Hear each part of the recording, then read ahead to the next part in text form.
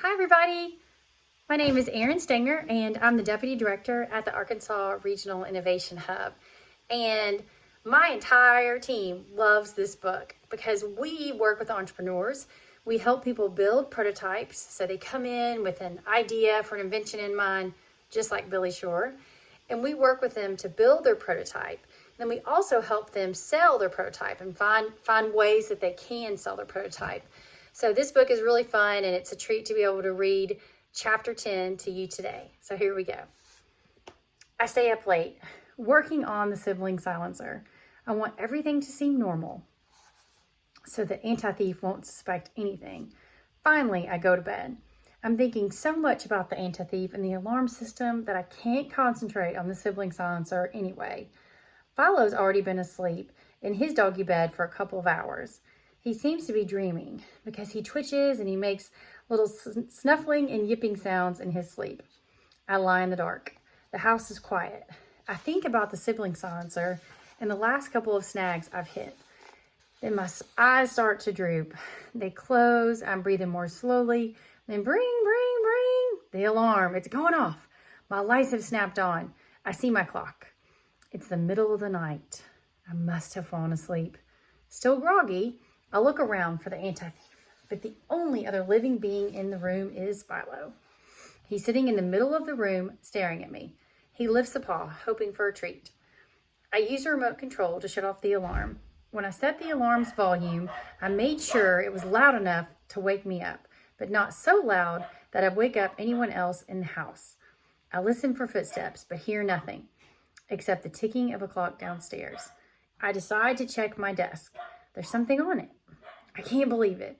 Another set of blueprints. When I examine them, it's clear that they're the plans to build a sibling silencer. And they look perfect. Brilliant, in fact. The stumbling blocks that I just couldn't get over have been pushed aside. Everything's solved. With these plans, there's nothing standing between me and the working sibling silencer. I'm basically holding Sure Thing's next big thing in my hands. I can't believe it. So it's happened again, but we didn't catch anyone.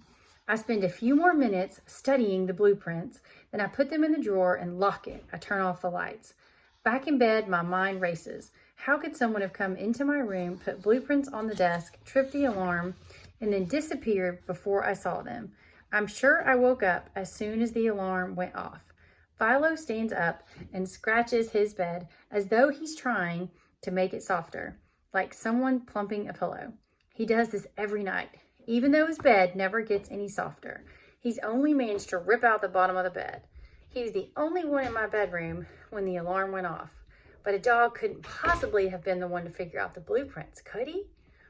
I wake up the next morning after a night full of dreams about Philo doing amazingly smart things, going to college, becoming a professor, winning a Nobel Prize made out of bacon. It's early and Philo is still sleeping, curled up in his dog bed. He just looks like a normal dog, and that's all he is, right? I think about when we first got him. I had been begging for a dog for months, and finally Dad said yes one morning when he was painting. We went to the shelter, and Philo stuck his paw to the cage when I walked by, like he was choosing me. It's a Saturday, so I don't have to go to school today. I have all day to solve the mystery of how the blueprints appeared on my desk. Philo wakes up.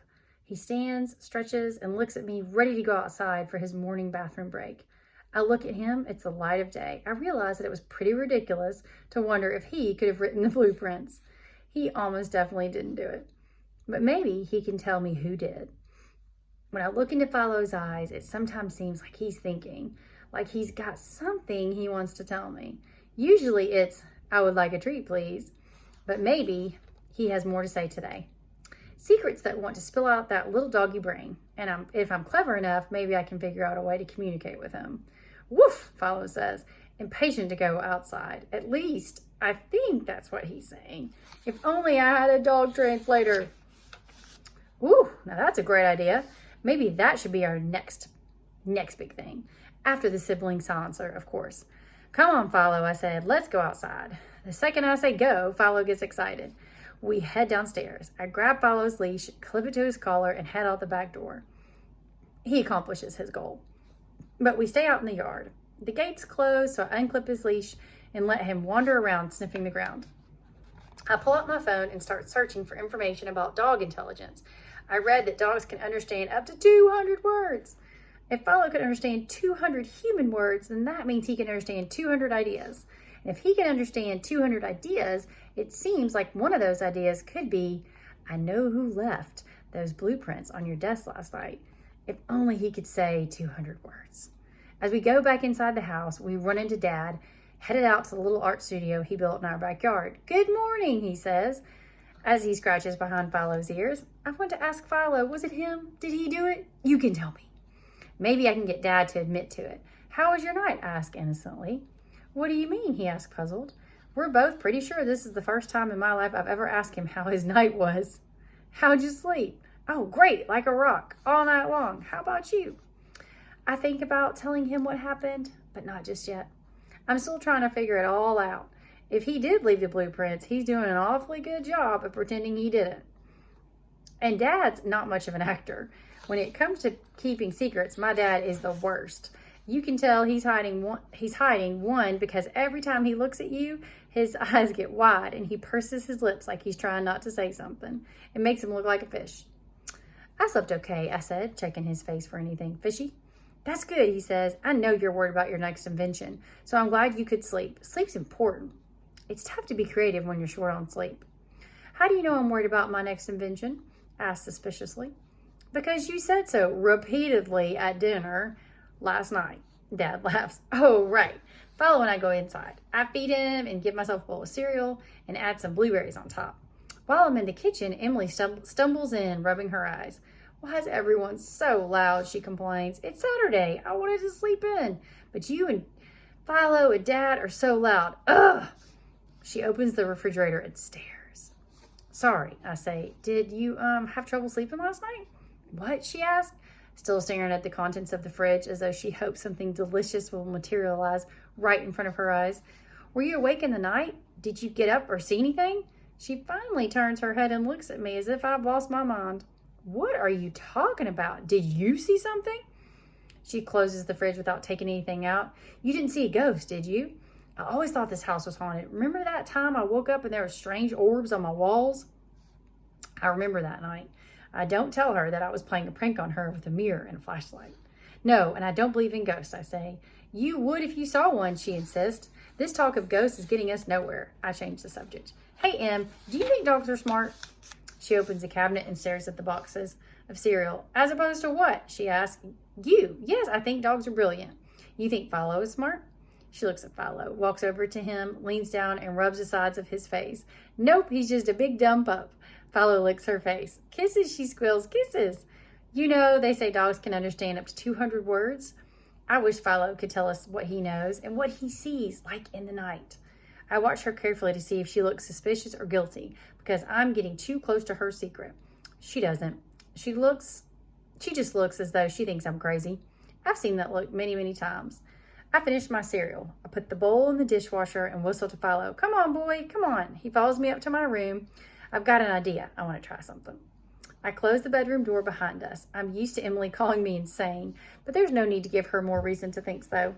After finding the key and unlocking the drawer, I take out the sibling silencer blueprints. Sit, I say to Philo. He sits. Sit is definitely one of the words he knows. Kneeling down, I show Philo the sibling silencer blueprints. Remember these, boy, from last night? And Philo licks the blueprints, but just once. Apparently they don't taste all that great. Did you see who brought these into my room last night and put them on my desk? Bark once for yes, twice for no. Philo just sits there, looking like he's grinning with his tongue flapping out of his mouth.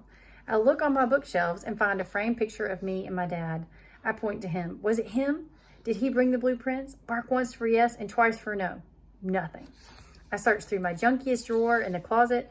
I must have a picture of Emily somewhere. Oh, wait, my phone. Duh. I slide the pictures on my phone and find a good one of Emily, looking mad, telling me to get out of her room. I show it to Philo. Did Emily bring the blueprints? Bark once for yes, twice for no. Philo licks the phone screen. I find a framed picture of my mother.